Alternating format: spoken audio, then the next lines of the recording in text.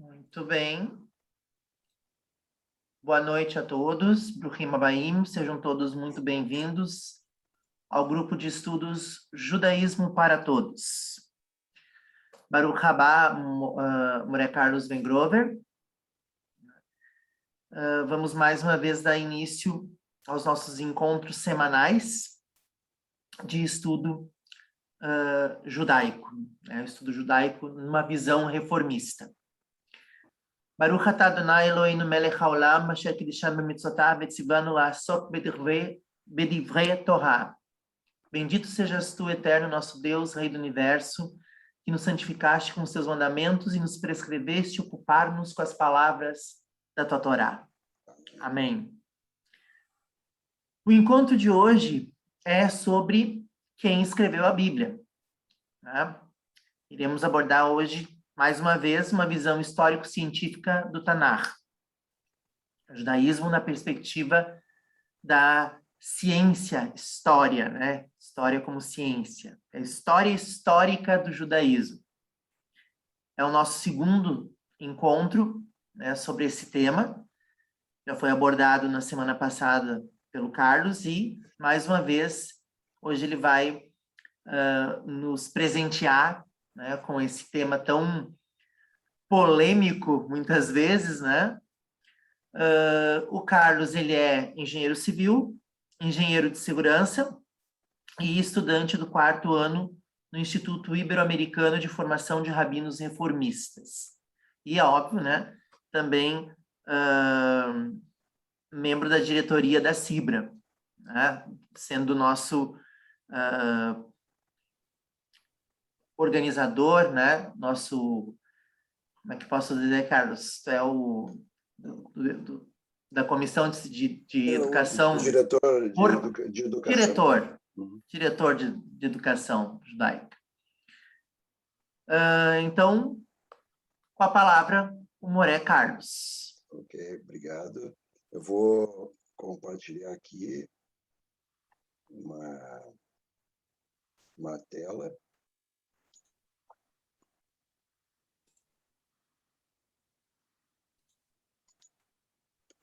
Só um pouquinho, deixa eu me achar aqui.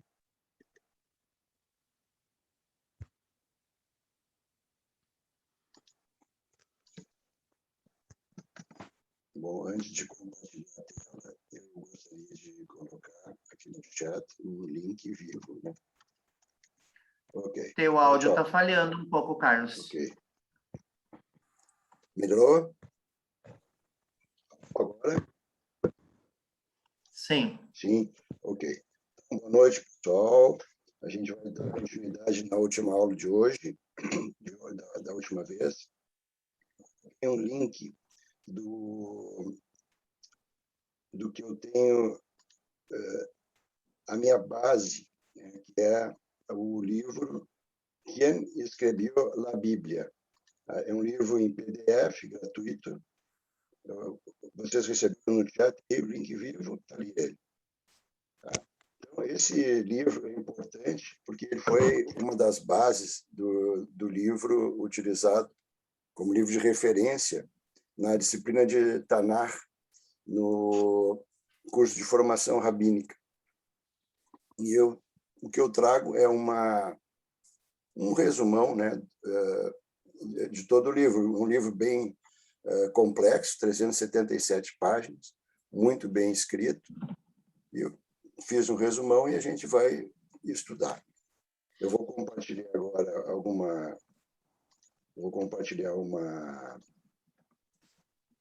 uma tela.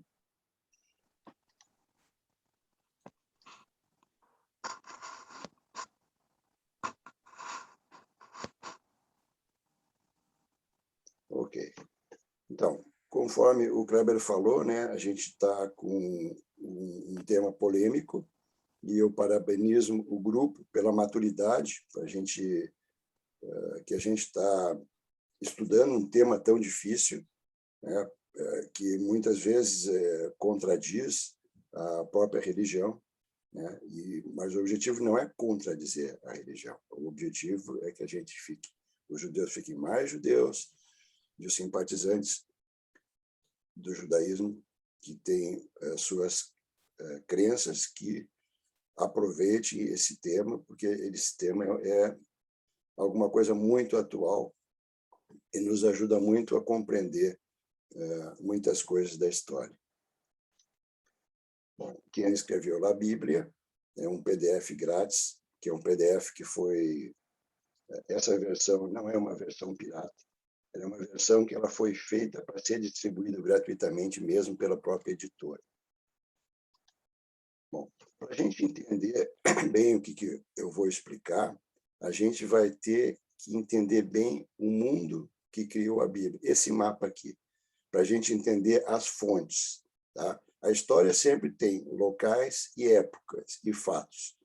Então, aqui eu vou procurar ligar um fato ao outro e citar as épocas, para a gente ter a noção nítida do que são as fontes que a gente vai utilizar depois, quando eu for mostrar os textos. Tá? Então, a gente vê aqui bem claro Israel inteiro, né? Tem divisão do Reino do Norte e Reino do Sul, né? A gente sabe que o Reino do Norte e o Reino do Sul foi dividido aqui mais ou menos no meio. A gente tem aqui a Síria. O que aconteceu? A Síria, quando o Reino do Norte e o Reino do Sul se dividiram em dois, né? Israel ao norte e Judá ao sul, ficou enfraquecido. E o que os assírios fizeram? Conquistaram o Reino do Norte. Tá? Isso é uma coisa muito importante da gente saber, porque conquistar o Reino do Norte, quer dizer, foi israelita para tudo que é lado. Inclusive, a maioria deles, o que fez? Saiu do Reino do Norte e foi para o Reino do Sul. Que houve? Seu áudio está falhando. Que coisa.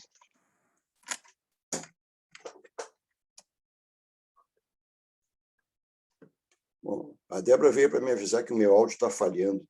Por favor, me avise se o áudio falhar, porque senão eu tiro.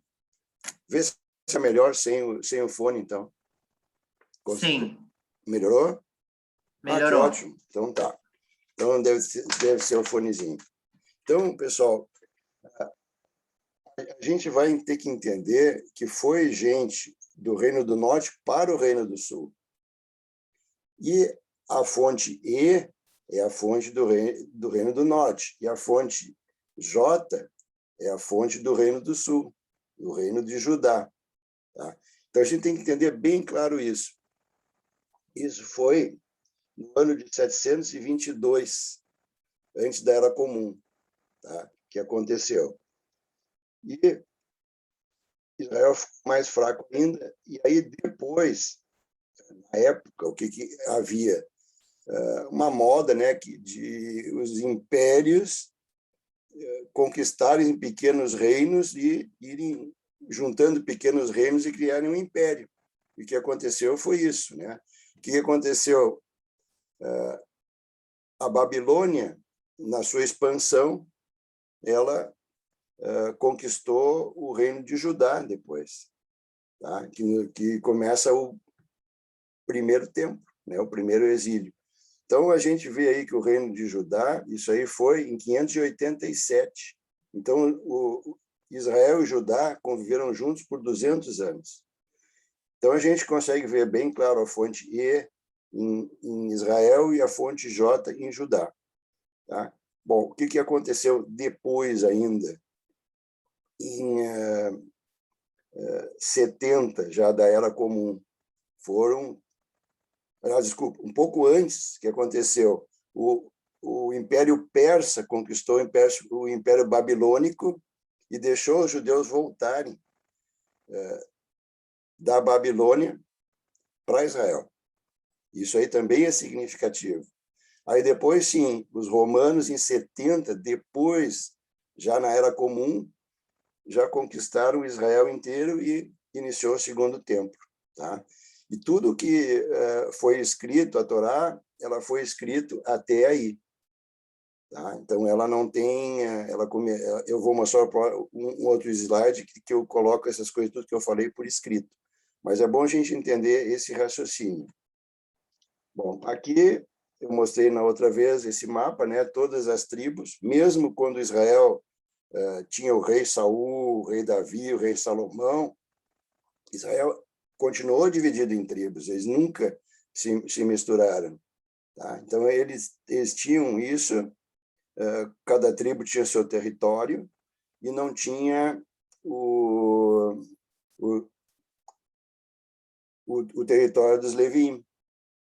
Tá? Os Levim não tinham terra, porque, segundo alguns historiadores, né, os Levim foram os hebreus que saíram do Egito e Moisés era um Levim, e chegou depois de que já tinha sido dividida a terra. Mas o que fazia eles querer ter um rei, se eles tinham todas as tribos organizadas? Era justamente a segurança nacional. Os reinos que tinham um rei, né? Desculpa a redundância, mas esses reinos eram mais seguros. E por isso que Israel precisava de ter rei. Então tinha o rei Saul, o rei Davi, o rei Salomão, até que houve a divisão. Bom, e aqui, então, a divisão. O reino de Judá e o reino de Israel. Então, em 70 da Era Comum, que os romanos conquistaram Judá, daí que veio a palavra judeu. Nós somos judeus a partir desse momento, de 70 em diante, que os romanos que nos chamavam de judeus. Tá? E aí o judaísmo, né, iniciou aí. Antes era hebreus, depois de Jacó, israelitas, e depois dos romanos, judeus. Tá? Então, a gente tem todas essas denominações. Bom, então, agora, esse texto aqui, alguma coisa que eu já falei, né, para a gente poder revisar isso, que é muito importante para a gente entender o processo. Tá? Então, fonte E, os textos foram separados em diferentes fontes, né, de diferentes períodos. Então, o E e o J, né, conforme eu falei, o E, que chamava El, o Elohim, o Deus, né, veio do reino de Israel, conquistado pelos assírios, o reino de Judá, Yahvé, né, durou até 587, conquistado pelos babilônios, primeiro tempo. São duas fontes, a fonte E e a fonte J.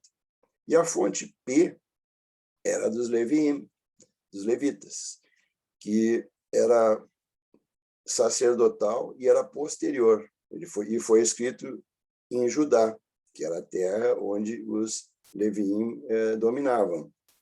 Então, o que interessa ali para P, que ele vem de um período anterior ao livro do profeta Ezequiel, que já no exílio babilônico no primeiro tempo. Então, muito depois de Moisés. E todos os textos estão em hebraico clássico, pré-exílico. Tá? Então, a gente não tem, os historiadores não têm dúvida, né, quanto a isso que eles colocam. Então, mais tarde, então, na época do rei Josias, houve o tipo de uma reforma e foi criado o Devarim, que é o Deuteronômio. Né? E isso antes do segundo tempo, né? E ainda tem uma diferença de quase 7 séculos após Moisés, certo?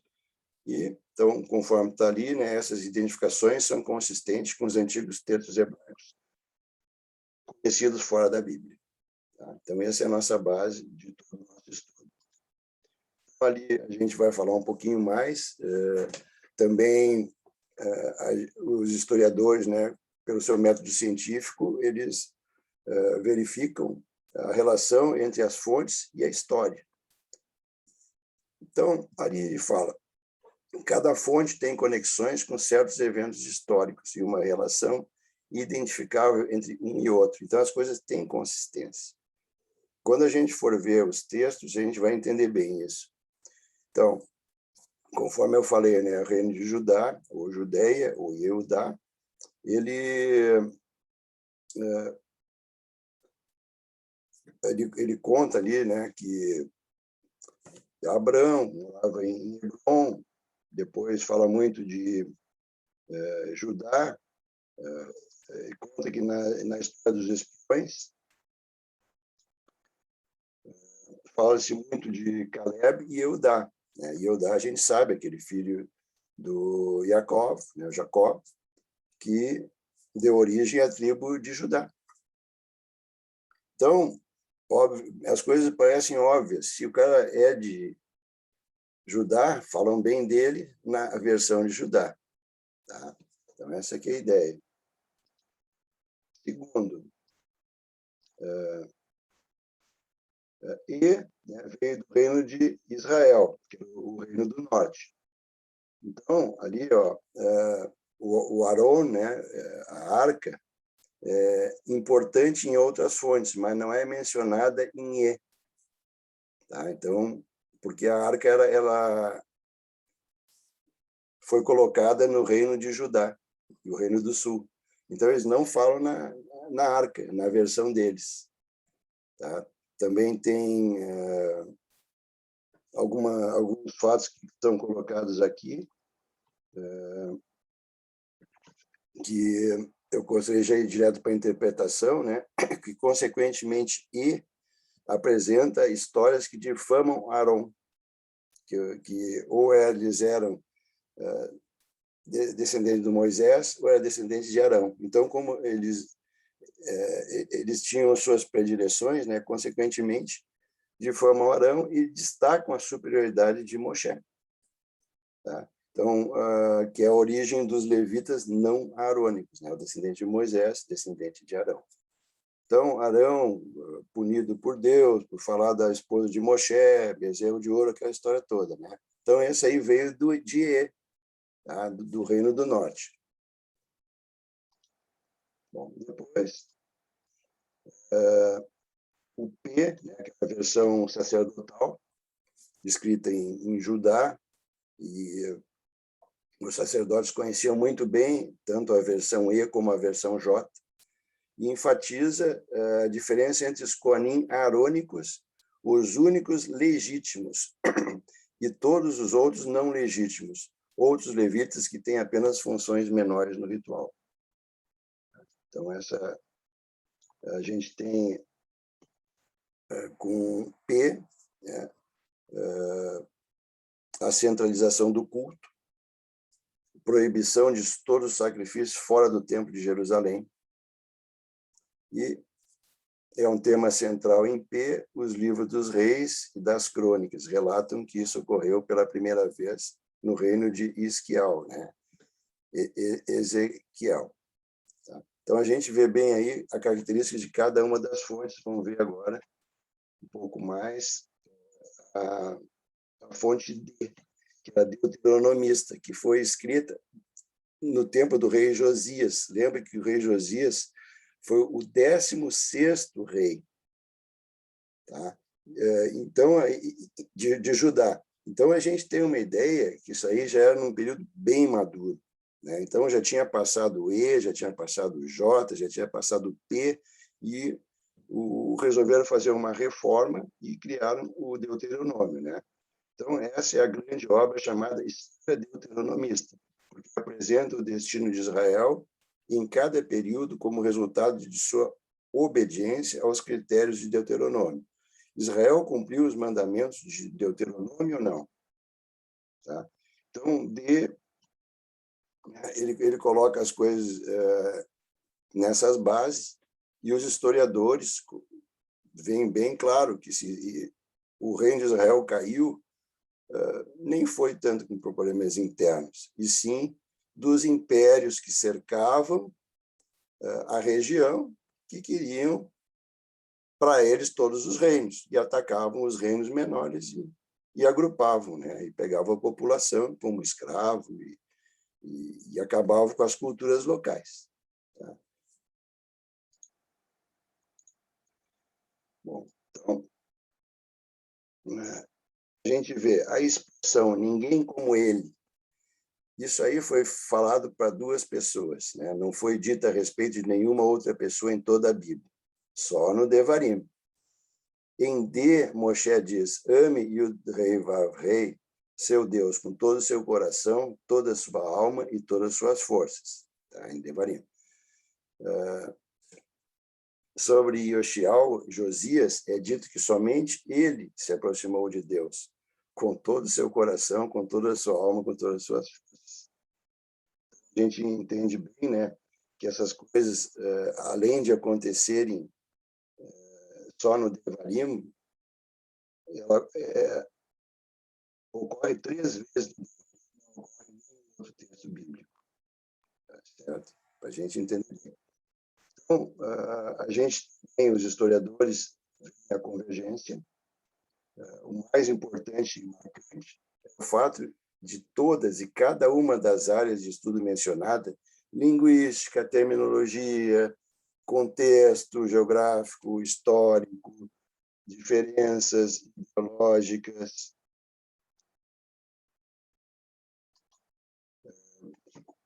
Falando sobre o meu áudio, tá ruim ainda? O que eu vou fazer? Tá pipocando. Que coisa. Deixa eu tentar fazer. Às vezes as pessoas dizem que se tu tirar a imagem, melhora o áudio. Se tu tirar a tua imagem, melhora o Eu vou áudio. fazer o contrário. Eu vou ficar mais próximo do microfone aqui para ver se eu consigo fazer isso funcionar bem. Porque eu preciso mostrar essas imagens aqui que ajudam Não, a tua câmera, Carlos. Se tu Que fechar é? a tua câmera, Entendi. talvez melhore o teu microfone. Tá ótimo. Vou tentar aqui achar isso. Só um pouquinho. Então, vamos ver lá. Se melhorou, melhorou agora? Por enquanto tá. Tá bom? Então tá bom. Então, vamos lá. Então, eu vou mudar um pouquinho aqui a nossa disposição.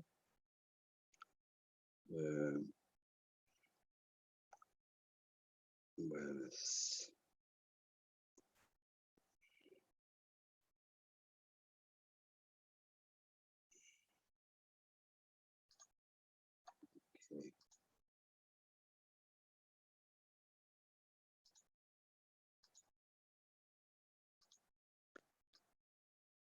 Okay, então, vamos lá.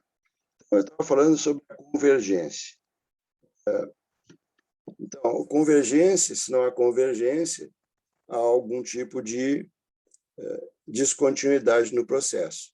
Então, o mais importante e marcante é o fato que todas e cada uma das áreas de estudo mencionada, linguística, terminologia, contexto geográfico, histórico, diferenças ideológicas, principalmente, e de grupo, convergem e se combinam perfeitamente na divisão das fontes E, J, P e D identificadas. Tá? Então, a gente ressalta aí que a ideologia foi identificada como uma das principais características. A presença de gêmeos ou trigêmeos, né, que eu digo são textos semelhantes, né, com variedade de ideias, preferências, opiniões, julgamentos e ideologias que coexistem no Tanakh, tá? Então, os historiadores identificaram todas essas variedades, inclusive opiniões, julgamentos e ideologias. Tá? Vamos tocar. Okay. Pessoal, a Débora, eu vou lá para o note dela, que ela fala que está melhor que o meu. Tá? Então, já estou indo para lá. Mori, só que eu não tenho controle lá, eu não tenho como falar, porque eu tenho que passar meus slides.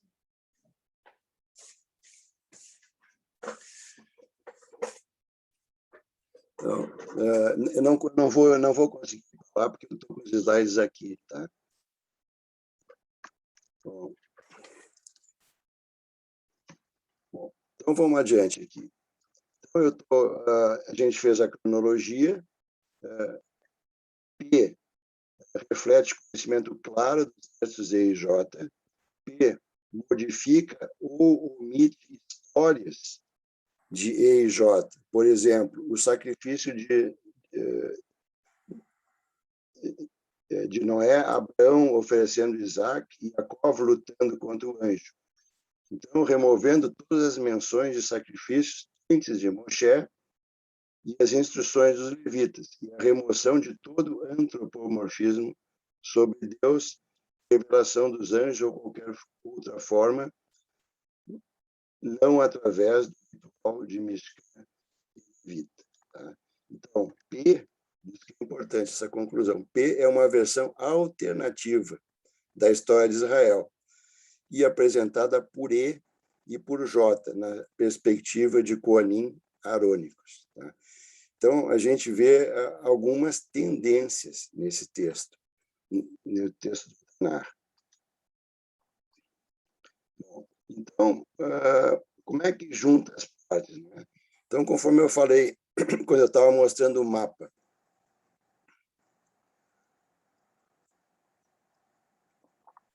então, ocorreu que o Império Babilônico foi conquistado pelo Império Persa, os israelitas voltaram para Judá, Jerusalém foi reconstruída, os livros de Esdras e Neemias incluem material das 4 fontes.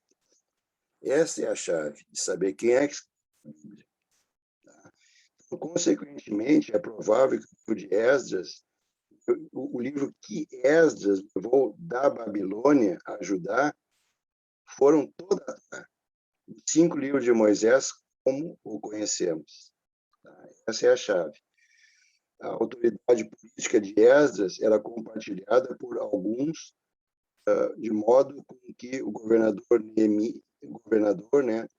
Neemias também tinha sido nomeado pelo imperador persa. Então, Esdras era um sacerdote que tinha sido nomeado pelo imperador da Pérsia e Neemias um governador que tinha sido nomeado pelo imperador da Pérsia. Bom, então, agora a gente chegou na parte que a gente vai ver os textos. Tá?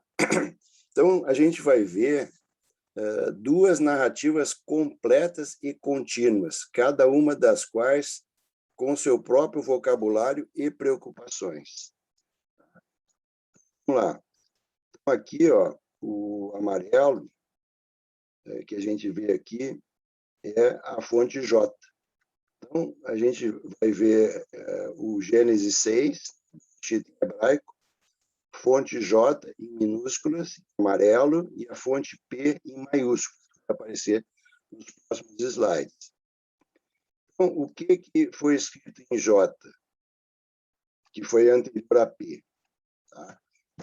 5. Vendo Yahvé que a maldade do homem estava se espalhando na terra e que todos os pensamentos que seu coração pensavam eram puro mal continuamente. Yahvé lamentou ter feito o homem na terra e se indignou em seu coração. 7. Yahvé disse: vou exterminar de cima da superfície da terra ao homem que criei, desde o homem ao gado, às serpentes até os pássaros do céu, porque pesa sobre mim havê-los feito. 8. Mas Noé foi visto com graça aos olhos de Yahvé. Isso é o J. Vamos ver o P. A mesma história pelo P. Esta é a história de Noa. Noa era um homem mais justo e cabal de seu tempo. Noa andava com Deus. Noa teve 3 filhos, Sem, Cam e Jafé. A terra foi corrompida na presença de Deus, a terra se encheu de violências. Deus olhou a terra e viu que estava viciada, porque toda a carne tinha um comportamento vicioso na terra. Portanto, Deus disse a Noé: decidi terminar com toda a carne, porque a terra estava cheia de violências por causa deles. É por isso aqui que vou exterminá-los da terra. Faça uma arca de madeira de resina. Você faz a arca de madeira e a calafeta por dentro e por fora com betume. Assim que você deve fazer. O comprimento da arca, 300 cotovelos, né, que eu traduzi de côvados, sua largura 500 cotovelos e sua altura 30 cotovelos. Tá? Mesma história, em duas fontes diferentes. E agora a gente vai ver, ó, a gente viu aqui, ó, tá? Yahvé, coisa e tal, aqui.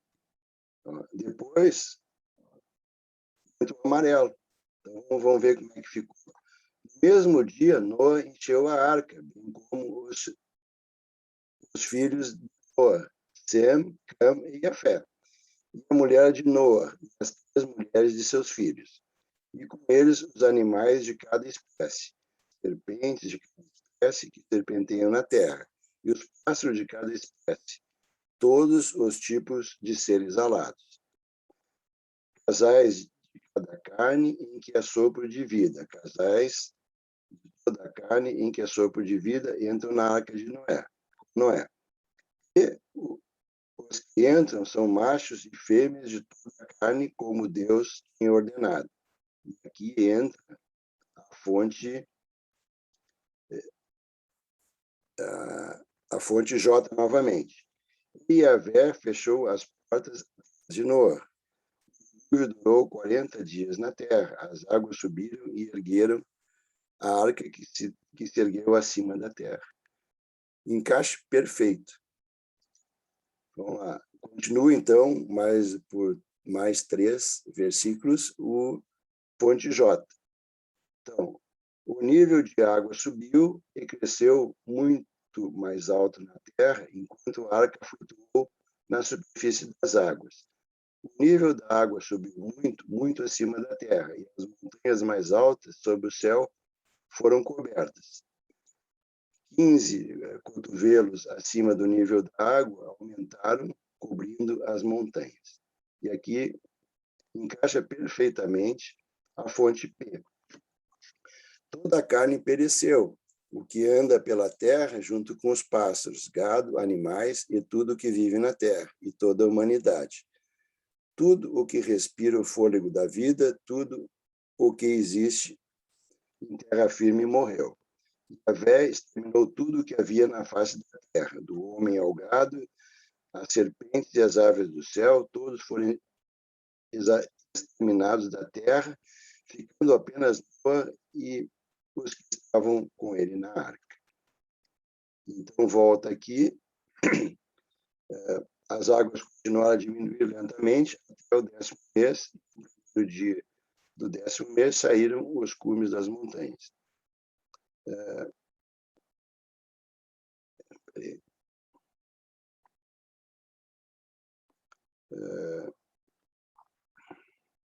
Ok.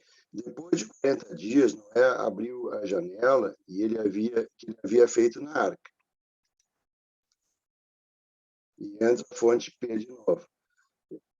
Ele libertou o corvo que saía e voltava até que as águas da terra secam. Então ele soltou a pomba para ver se as águas da superfície da terra já haviam baixado. A pomba, não encontrando lugar para descansar o pé, voltou para onde estava, para a arca, porque ainda havia água na superfície da terra, e, estendendo a mão, ele o pegou e colocou com ele na arca. Esperou mais 7 dias e soltou a pomba da arca novamente. A pomba veio ao anoitecer, e eis que trazia no bico um ramo de oliveira verde, através do qual Noé sabia que as águas acima da terra haviam diminuído. Esperou mais 7 dias e soltou a pomba, que não voltou mais para perto dele. Então, olha só, aqui entra outra fonte, e todas elas são entremeadas uma com a outra. Tá? Então, o que a gente tem que fazer agora, para a gente entender, é ler uma das duas sem se preocupar com a outra. Tá? Então, a gente vê aqui, ó, vendo Yahvé que a maldade do homem estava se espalhando na terra e que todos os pensamentos do seu coração pensavam, eles eram puro mal continuamente, né? Que nem eu li aqui. Então, depois, ó, mas Noé foi visto com graças aos olhos de Yahvé. Aqui eu não vou ler, e aqui eu volto a ler. E Yahvé disse a Noé: entra na arca, tu e toda a tua família, porque você é o único justo que vi nessa geração. De todos os animais, você terá assim 7 casais, os machos, o macho com sua fêmea, e todos os animais que não são puros, um casal, o macho e sua fêmea. Também das aves do céu, 7 pares, machos e fêmeas, para que cada raça sobreviva na superfície da terra. Porque em 7 dias farei chover na terra, e por 40 dias e 40 noites eu irei exterminar da face da terra todos os seres que eu criei. E Noé executou tudo que havia ordenado Yahvé. Em uma semana, as águas do dilúvio chegaram à terra, e choveu na terra 40 dias e 40 noites. O dilúvio durou 40 dias, e Yahvé fechou as portas atrás de Noé. O dilúvio durou 40 dias na terra. As águas subiram e ergueram a arca, que se ergueu acima da terra. E aqui continua: o nível da água subiu e cresceu muito mais alto na terra, enquanto a arca flutuou na superfície das águas. O nível da água subiu muito, muito acima da terra, e as montanhas mais altas sobre o céu foram cobertas. 15 côvados acima do nível da água aumentaram, cobrindo as montanhas. Tudo o que respira a vida, tudo que existe em terra firme, morreu. E Yahvé exterminou tudo que havia na face da terra, do homem ao gado, a serpente e as aves do céu. Todos foram exterminados, ficando apenas os que estavam na arca.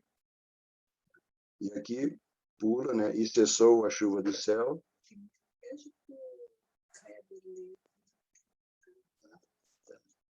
Aqui.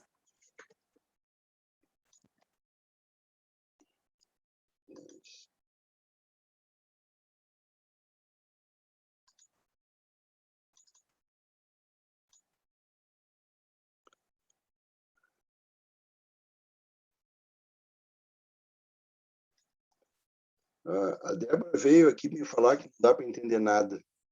Está muito falhado o teu áudio, Quem é que Carlos. poderia ler para mim? Tu quer ler para mim, Kleber? Eu estou sem óculos aqui, eu não vou conseguir. Então vamos ver. Alguém se candidata a ler? Talvez a Débora leia lá da parte que está no mesmo local, né? Fica melhor, eu acho. Ô, amor, tu consegue ler para nós? Leio. Só aumenta. Aumenta como estava antes. Então tá, eu vou aumentar de novo, então. E tu vai ler, porque só lê só o amarelo. Tá? Eu vou comentando. Então, ele soltou a pomba para ver se as águas da superfície da terra já haviam baixado. A pomba, não encontrando lugar para descansar o pé, voltou para onde estava, para a arca, porque ainda havia água na superfície da terra. E, estendendo a mão, ele o pegou e o colocou com ele na arca. Ele esperou mais 7 dias e soltou a pomba da arca novamente. A pomba veio ao anoitecer, e eis que trazia no bico um ramo de oliveira verde, através do qual Noé sabia que as águas acima da terra haviam diminuído. Esperou mais 7 dias e soltou a pomba, que não voltou para perto dele. Continua? Sim, eu só tenho que trocar de slide para ti. Olha só. Embaixo tem ali, Noah removeu a capa. Eu não enxergo. Tem que subir, porque a gente não enxerga. Agora. Tá. Noah removeu a capa da arca, ele olhou, e eis que a superfície do solo estava seca. Noé edificou um altar. Noé edificou um altar ao Senhor, e tomando de todos os animais puros e de todas as aves puras, ofereceu o holocausto sobre o altar.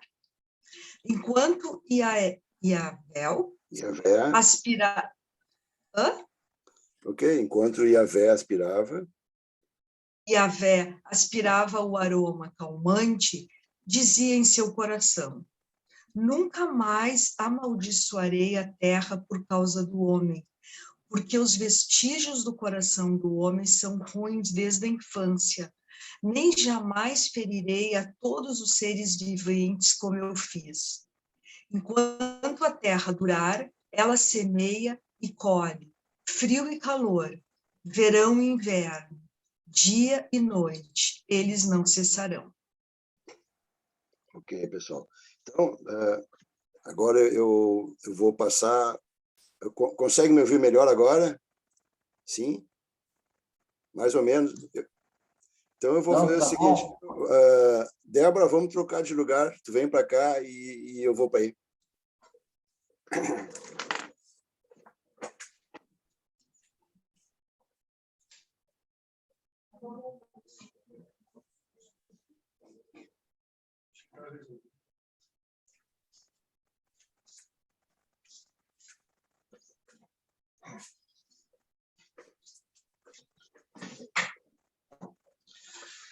Bom, pessoal, estou aqui na Débora, e olha só, então, essa lista que eu coloquei aqui, ó, é uma lista ilustrativa, né? Se a gente quiser pesquisar um pouco mais, tem diversas identificações em diversos livros do Tanar sobre a fonte P, fonte J, fonte E, fonte D, tá? Troca, amor, por 28. Dá um clique no meio da tela. Isso. Mesma coisa aí. Passa por 29. Ok. Então, para a gente concluir, a gente vai raciocinar. Então, vamos lá. Por sua vez, a fonte D veio de um círculo de pessoas hostil a P. Tá? Então, assim como o círculo P era hostil a J e E. Lembra da junção J e E? J e E foram os primeiros. Então, quando o reino de Israel foi destruído, do norte, muita gente veio para o sul, do norte para o sul. Como a quantidade de gente era grande, juntaram as duas fontes, a que foi escrito no reino de Israel e no reino de Judá, J. Tá? Posteriormente, por interesses particulares, entrou P, que era hostil ao J e E. Tá? Então, esses dois grupos sacerdotais lutaram durante todos os séculos para obter prerrogativas, autoridade, renda e legitimidade. E agora aconteceu que alguém juntou todas essas obras. Alguém, ninguém sabe quem. Alguém combinou J e E, conforme a gente viu, o verde e o amarelo, com o trabalho escrito com uma alternativa à própria de J e E. E essa pessoa não se limitou a combiná-los, colocando-os lado a lado como histórias paralelas. O autor da combinação começou a cortá-los e cruzá-los de uma forma muito complexa, como a gente viu o exemplo.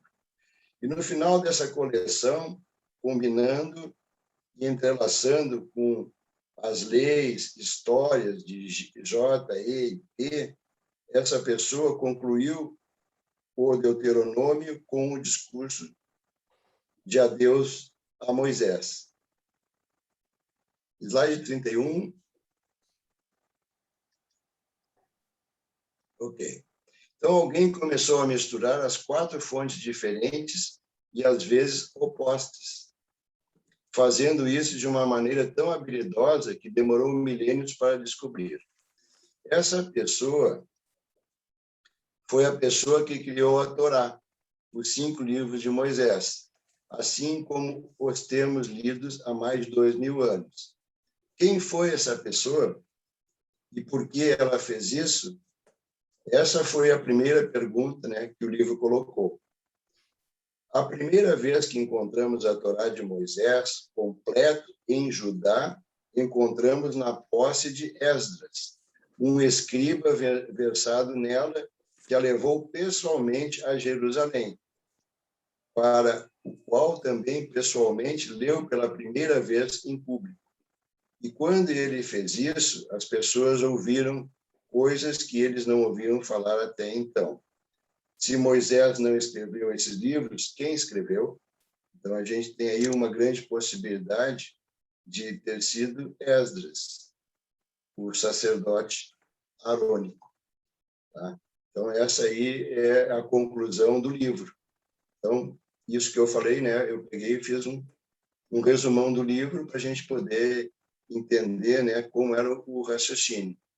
Tá, pessoal? Então, era isso que eu queria colocar.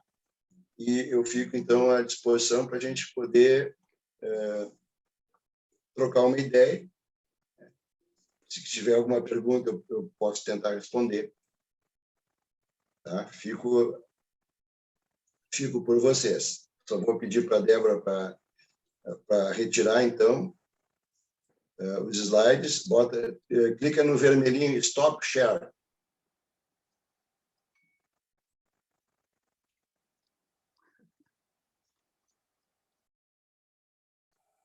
Em cima ali, vermelhinho, Stop Share.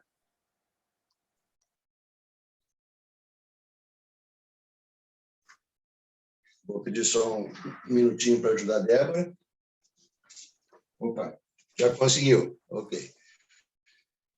Ok, que a gente está em duas partes longe uma da outra da casa, na mesma casa, mas em locais diferentes.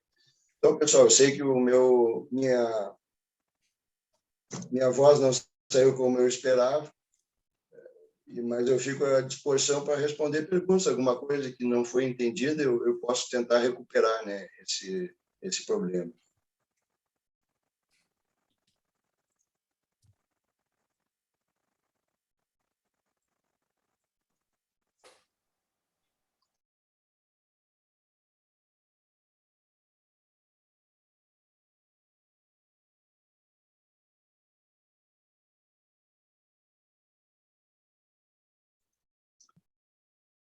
Eu quero falar.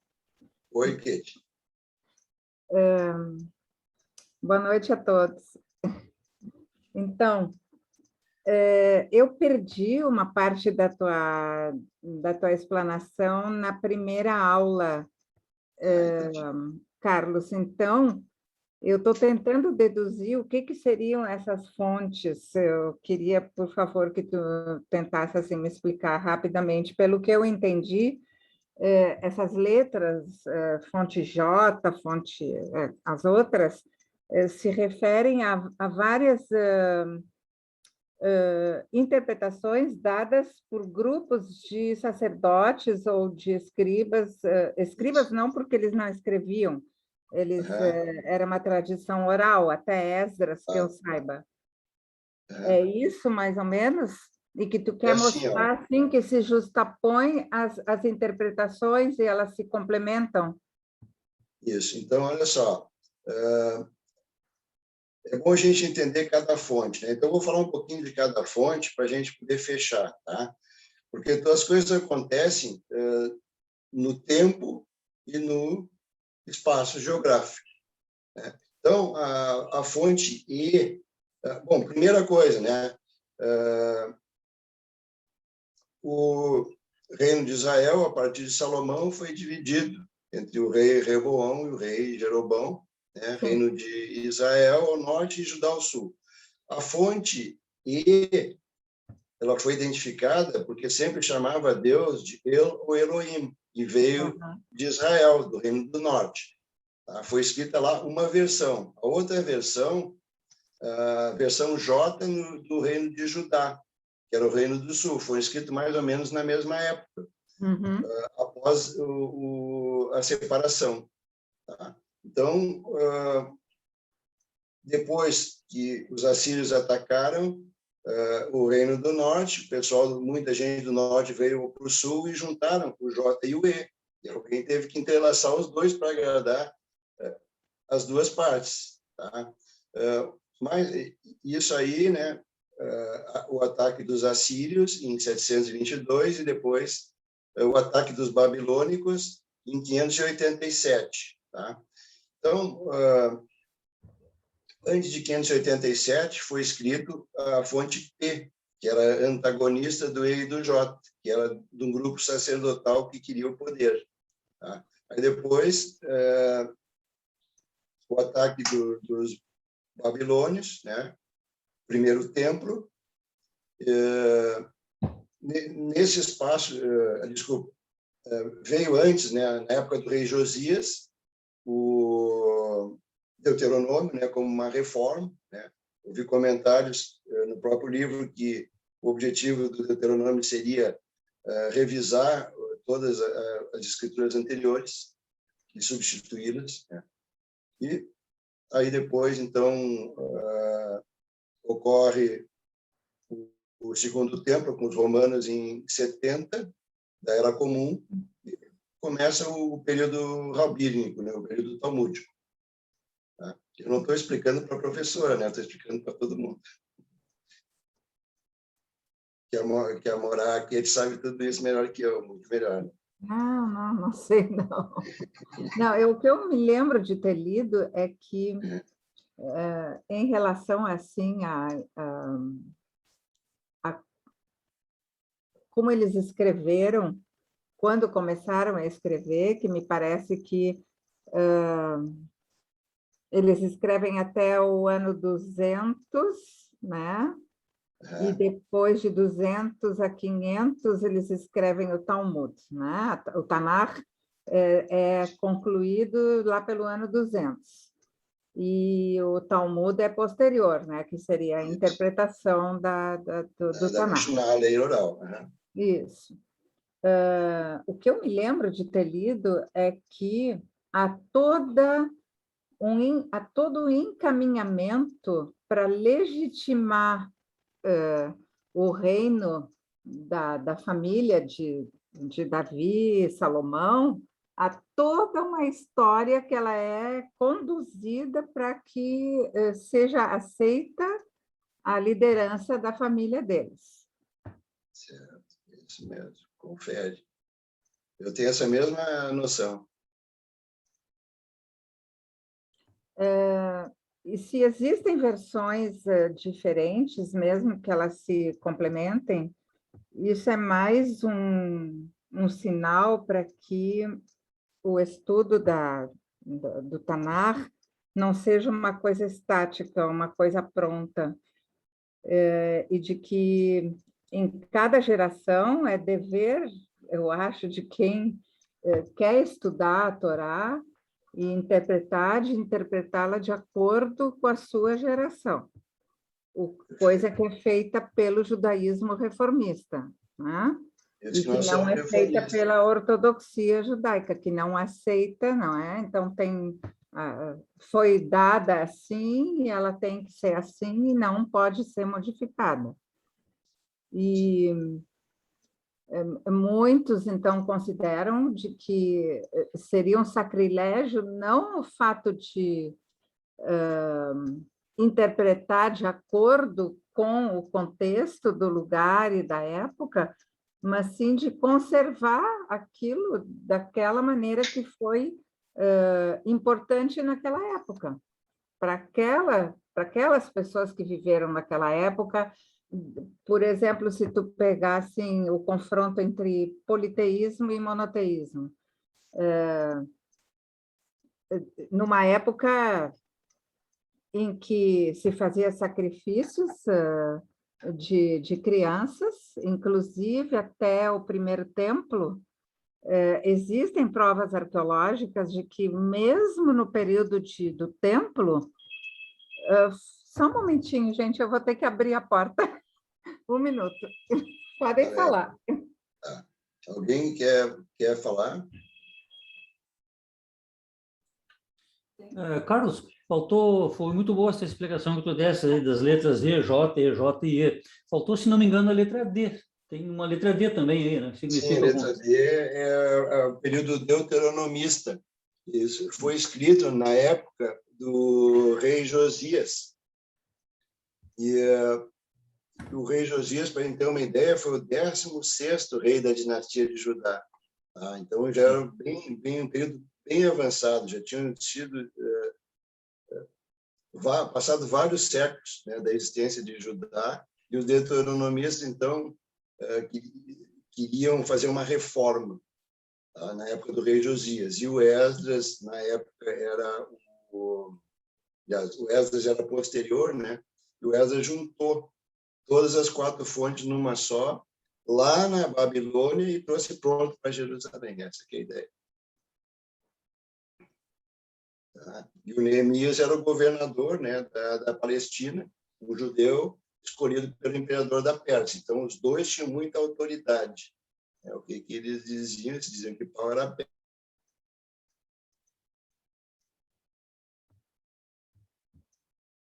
Posso?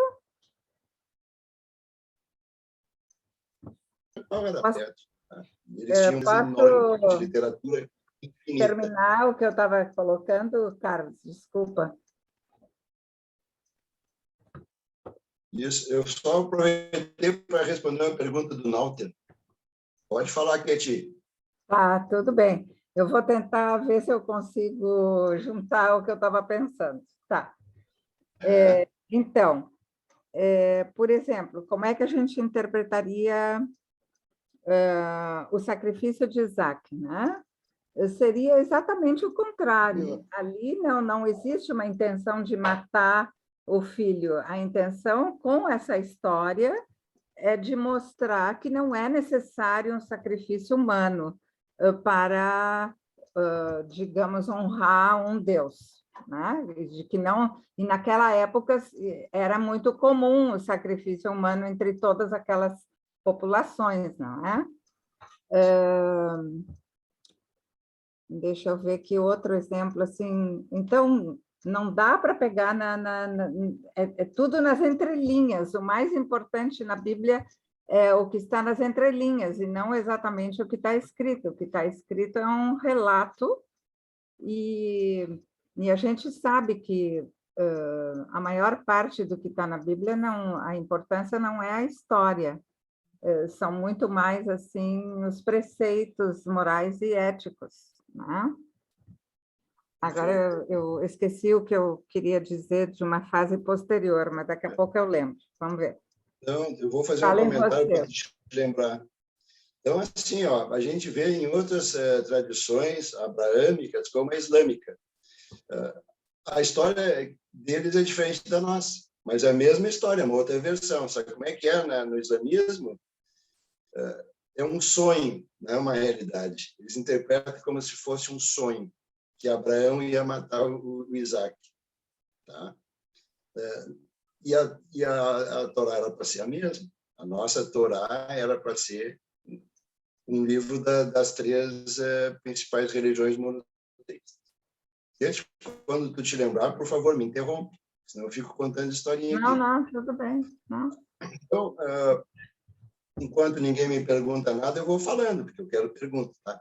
Então, assim, para a gente entender por que na Torá tem lenda, tem fatos históricos, tem opiniões, tem vários tipos de texto, e não é tudo classificadinho, por causa daquela época que foi escrito. As coisas começaram a ser classificadas depois dos filósofos gregos. Naquela época não tinham nascido os filósofos gregos ainda. Tá? Esse é o motivo porque a Torá é toda misturada. A partir de um certo momento que a cultura grega nos interfere na nossa, a gente começa a organizar o pensamento também. E aí já sai tudo classificadinho. Já o Talmud, alguns séculos depois, já sai tudo organizadinho. Era isso, Kate? Eu me lembrei. Eu estava falando da época do primeiro templo, né? A gente sabe, por escavações que foram feitas, que mesmo depois de Salomão, não era toda a população que conseguia, digamos, praticar os preceitos e ter só um Deus. se encontrou assim no limiar de portas de casas que se sabe que eram casas judaicas, se encontraram esqueletos de bebês, porque o costume era oferecer o primogênito para que a casa fosse fértil, então se fazia um sacrifício da primeira criança. Então, isso foi abolido mais tarde, certamente dentro do judaísmo, mas ainda é encontrado. E com o fato de que esses reis, depois da queda, depois de Salomão, havia esses casamentos com as princesas dos outros reinos e elas não eram judias. Então, o culto politeísta volta, né? Então, nós vamos ter toda essa influência, vai levar muito tempo para que o monoteísmo realmente seja praticado, como ele é hoje. Claro, legal. O próprio reformismo passou por uma história legal também, começando com a plataforma de Pittsburgh, antes da Shoah, plataforma de Columbus, aí depois veio a guerra, e depois já teve outras plataformas, até chegar no judaísmo que a gente tem, reformista. As coisas não foram antigas. Começaram na década de 30, por exemplo. Então, a história do pensamento judaico reformista é super recente. Eu vi que o Vitor quer falar, Vitor? Opa, Tudo bom, Vitor? tudo bem? Primeiro, agradecer as duas aulas. Eu tive que sair mais cedo da primeira, mas essa eu consegui ver inteira. E, nossa, eu não sabia dessa divisão, né, dos autores da Bíblia, não fazia ideia, assim, da diferença temporal mesmo. Achei bem legal. E a minha pergunta pegando, por exemplo, a acho que os assírios tinham, ou os babilônios tinham uma descrição que é parecida com os anjos, aí dizem, né, na história secular, que é daí que vem os anjos hebraicos, né, da Bíblia. A Torá, na realidade, ela fala muito pouco em anjos, sabe? Os anjos, eles começaram mesmo a aparecer foi com a Cabala, o misticismo, tem a partir da Idade Média. Aí, na Cabala clássica, entre o Sefer Abair e o Sefer Azoar, aí que começaram a aparecer os anjos, o Metatron, todas aquelas histórias todas, né? A própria Torá, ela ainda não aprofunda muito os anjos. E a Cabala, sim, o misticismo, né? Depois, com a Cabala luriânica, ainda ficou mais organizado, né? Depois do Zohar, né? Depois do Moses de Leon, né? Que era um crítico do Zohar, aí veio a era luriânica, e o que a gente conhece como Cabala é a Cabala luriânica, né? Que tem os anjos. Tá? Então, isso demorou séculos entre terminar o Tanar e iniciar a Cabala.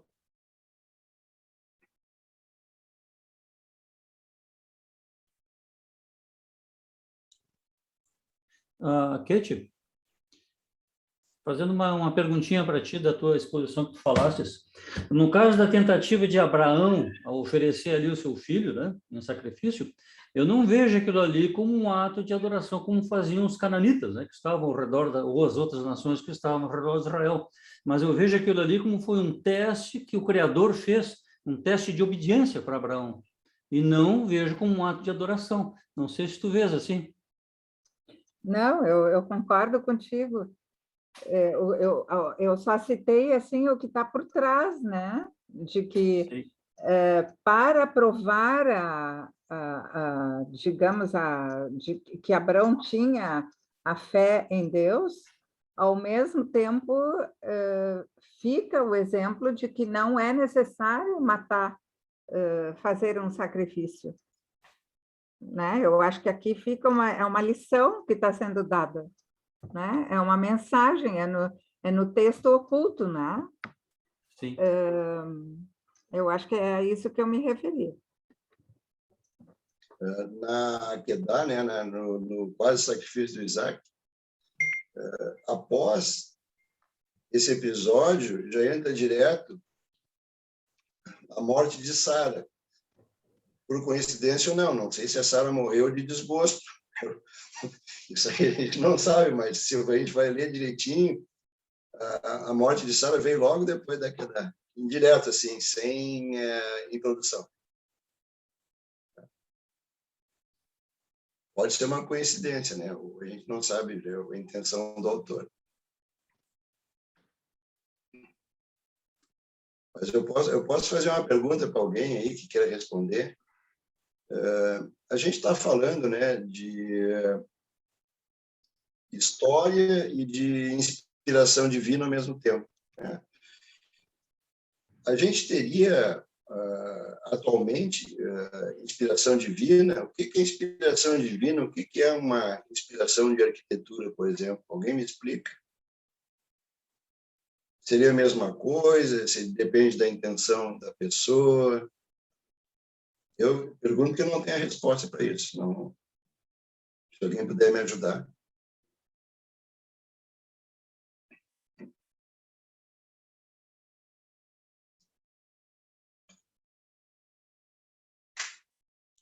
Carlos,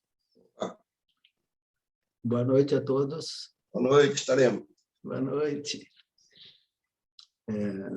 Primeiro, sobre o desenrolar das histórias bíblicas, todos esses temas já foram suficientemente estudados nas universidades, esmiuçados, vírgula, pontos de interrogação, para entender do que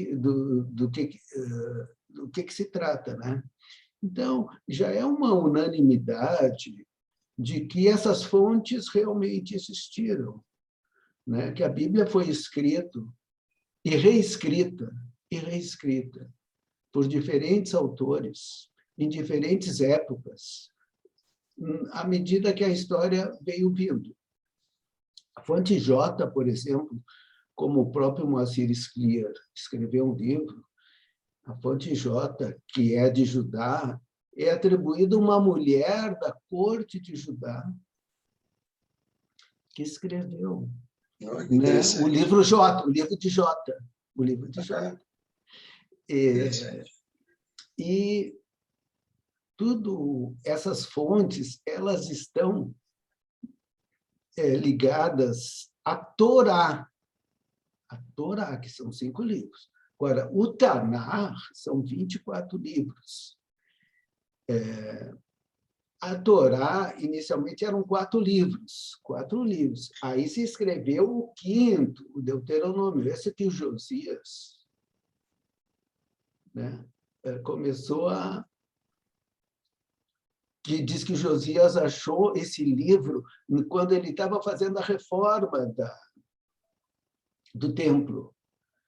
E aí, com Josias, que começa a era deuteronômica, aí, então, termina a Torá, aí a Torá tem 5 livros. E aí começam os profetas, as histórias dos reis, dos juízes, tudo, e dos profetas, tudo isso é história deuteronômica. E aí eu acho que as fontes não aparecem claramente como aparecem na Torá, porque aí já são outros livros do Tanar, tá bom? E à medida que a história se desenrola, lá pelo ano 200, antes da Era Comum, né, como se diz, antes da Era Comum, é que se estabeleceu o cânon bíblico, isto é, se fechou, diz, os livros são esses aqui, são 24 livros e ponto final. Aí se estabeleceu o cânon bíblico, né, que é essa história.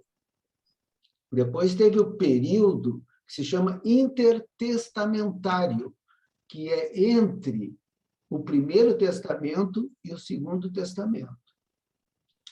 Inclusive, o que é o Evangelho de Jesus, né, também tem aquela parte inicial, que são 4 autores, que é Mateus, Marcos, né? Que todos eram judeus, e o Novo Testamento, hoje em dia, a academia já se debruçou, já chegou à conclusão unânime que é um livro judaico. É um livro judaico, escrito por judeus com o mesmo espírito, tentando mostrar que Jesus já era previsto no Velho Testamento, que todo o Velho Testamento conduz à história do aparecimento do Messias, que para eles foi Jesus. Então, na realidade, esse trabalho de detetive que o Carlos está fazendo e que a gente está também ajudando, serve para mostrar, serve para a gente entender o contexto que foi escrito a Bíblia, onde houveram interesses da monarquia, né? Interesses dos reis, onde houveram interesses do reino de Israel, do reino de Judá, onde houveram interesse dos sacerdotes e dos levitas, porque o P, como eu disse da outra vez, né, Carlos, o P vem de priest, em inglês. Priest é sacerdote em inglês, tá? O P é priest. E os sacerdotes tinham diversas classes de sacerdotes, e eles tinham essa briga entre eles, os arônicos e os levitas, os Cohen e os Levi. E esse conflito que havia, então, entre os levitas, os coanitas, os reis e os profetas, é o pano de fundo onde se escreve todas essas histórias. Mas, como disse brilhantemente o Kleber na última vez, como sempre, né, Kleber? Tudo isso tem a ver com essa necessidade que o povo judeu tinha de sobreviver e de sobreviver a toda essa complexidade, essas invasões, essas divisões que haviam na época, não só as invasões externas, como as divisões internas. E se criou, então, a partir dessa complexidade, um texto que destaca a importância da ética, e não é, Kleber, que tu falou isso, e a importância do ser humano ser uma pessoa ética, porque só isso seria capaz de nos fazer enfrentar todos esses desafios que os nossos antepassados passaram e superá-los, porque não foram poucos. Né? Brilhante, Moreta Lema. Então, é mais ou menos esse assim, o contexto geral. Tá? A gente está já no finalzinho do nosso encontro, né? Eu gostaria de passar a palavra para a Simone e depois para o Kleber. Boa noite a todos. Carlos, tu perguntaste com relação à inspiração divina, ali logo antes, e eu fazendo uma junção, vamos dizer assim, com os tempos modernos e com o que a gente vai ver também na próxima semana e tudo, eu acho que, além de inspiração divina, acho que as pessoas estão se voltando mais para a sua questão de espiritualidade, estão buscando mais a sua espiritualidade cada vez mais. E isso reaproxima as pessoas das suas diversas religiões e de Deus em particular, porque, claro, já é conhecido todas as vezes que o ser humano encontra alguma dificuldade muito grande no seu caminho, e se refugia na espiritualidade, né? Então, acho que também esse é o momento que nós estamos passando agora. Obrigado, Simone. Kleber? Boa noite, né? Eu queria pegar o gancho do Moreta Lema, que eu achei fantástica a colocação dele, e realmente, e juntar com também o que a Kate falou. Essa questão da escrita da Bíblia, né, dos interesses que foram surgindo ao longo, né, dos séculos, né, para a construção da Bíblia, ela foi criando, ela foi modificando conforme a própria religião foi evoluindo, foi modificando. Né? Eu não sei se eu comentei, acho que devo ter falado isso também na aula passada, mas a questão do monoteísmo, que a Kate colocou ali, do politeísmo para o monoteísmo, o próprio monoteísmo judaico, e vamos colocar como monoteísmo judaico, né? Porque depois tem outras religiões monoteístas, ele é uma versão reformista, digamos assim, né? da evolução do monoteísmo clássico. Né? Se a gente pegar os escritos ali na Torá, né, principalmente em Gênesis, em Bereshit ali, o Deus de Abraão, ele não é exclusivamente um único Deus. Abraão não se refere nunca a Deus como sendo o único Deus, né, como o Deus uno. Né? Ele é o Deus dos deuses. Ele é o maior de todos os deuses, mas ele é o mais poderoso, mas ele é o Deus dos deuses. Né? A questão do Deus único, ela só vai começar a aparecer a partir, né, dos profetas, conforme Moreta Lema colocou.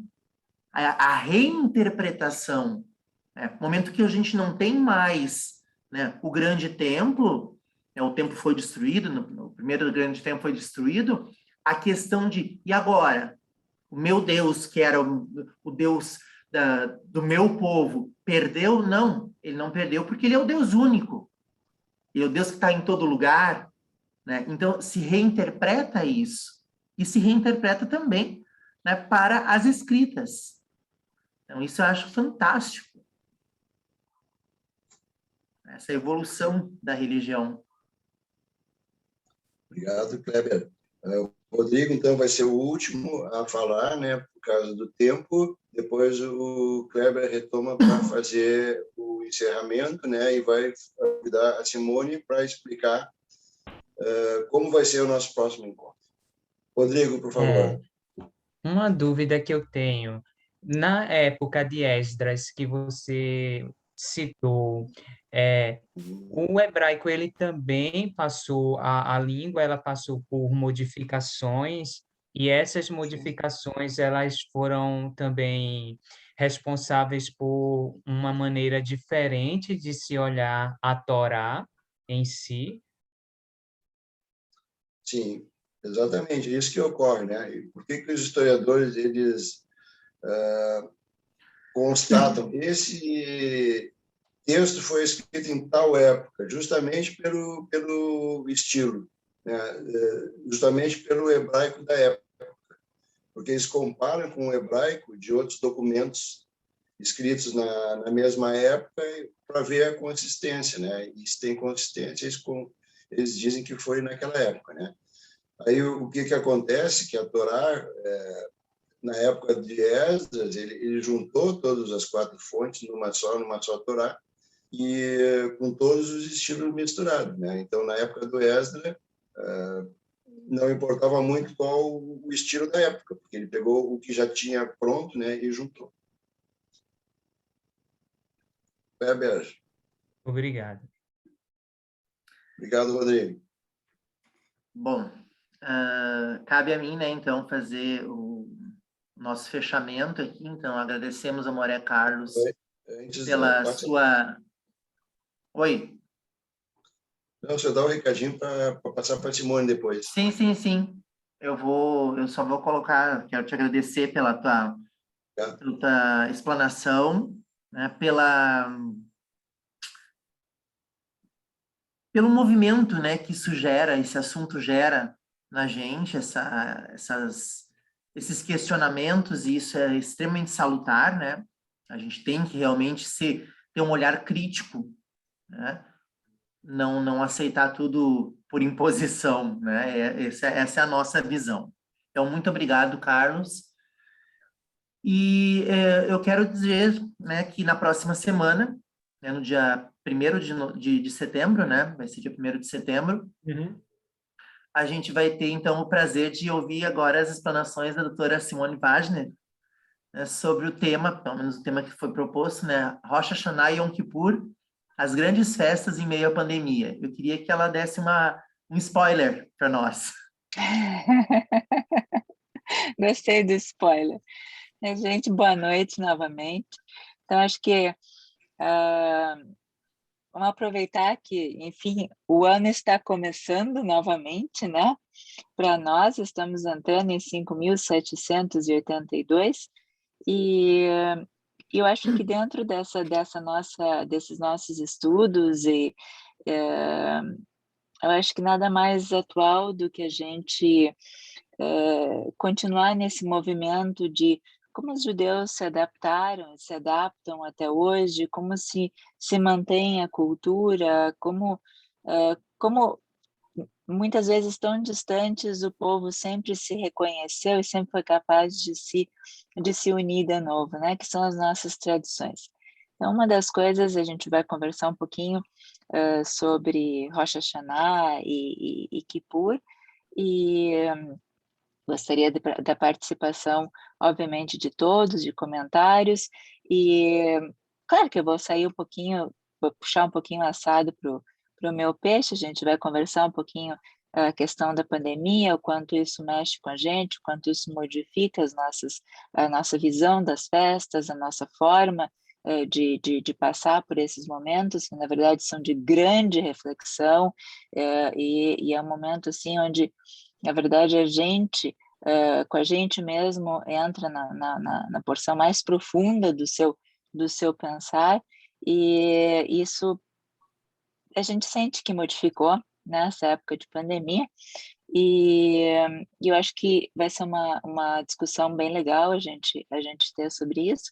E por último, no final, assim, para a gente terminar com a leveza que o novo ano e uma boa escrita merecem, eu acho que uma troca de receitas de Rosh Hashanah e Kippur seria bem interessante. Então, a todos os interessados e interessadas que gostariam de trazer as suas receitas, e como faz o bolo tal, como faz o knish, como faz isso, como faz aquilo, eu acho que seria uma boa forma de talvez a gente começar a pensar no ano novo, mesmo em meio de todas essas dificuldades que a gente está passando. Muito obrigada, Kleber, e espero vocês todos na próxima semana. Ok, obrigado, Simone. Então, todos estão convidados, né?